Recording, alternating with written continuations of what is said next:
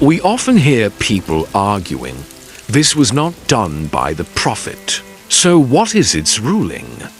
They search for evidence in every aspect of daily life, which can sometimes feel exhausting. However, we must understand that not everything not explicitly mentioned in the Hadith or the Quran is automatically forbidden. For example, regarding smoking, we know that the Prophet never smoked.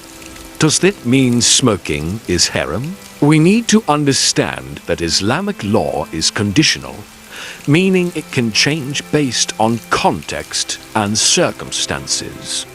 Not all laws are fixed because human life continually evolves.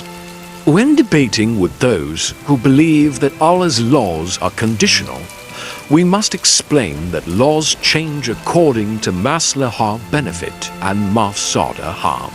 Often people in their practice of religion focus only on physical aspects like clothing, food, and hijab, without understanding the essence of the religion itself. They tend to look only at the outward forms of religion and forget to pursue its essence. In-depth understanding of religion requires a higher level of intellectual capability. For instance, everyone can see a car, know its color, its brand, but only a technician understands how the car's engine works. Similarly, in practicing religion, we must not stop at rituals, but seek a deeper understanding of the religion's essence. Islam teaches us to adhere to fundamental principles, but also be flexible in applying its laws according to the time and place. For example, Islamic laws regarding trade in the Prophet's era are different from those in the digital era today. This applies to various aspects of life, as long as we discuss the outer layers of religion, such as Sharia. We will likely have differing opinions and disputes. However, if we delve deeper into the realms of Aqidah, creed, and Akhlaq morality, we will find the core of the religion, which is love and compassion. This is the true essence of Islamic teachings. However, we must remember that the journey to achieving a profound understanding is not always easy.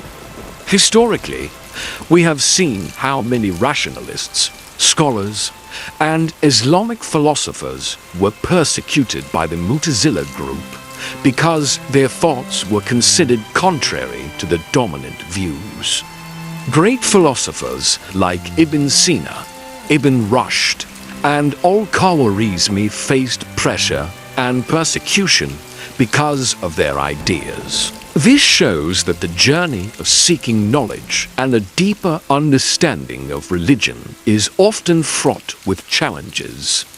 Nevertheless, the spirit of seeking truth and understanding the essence of religion must always be upheld.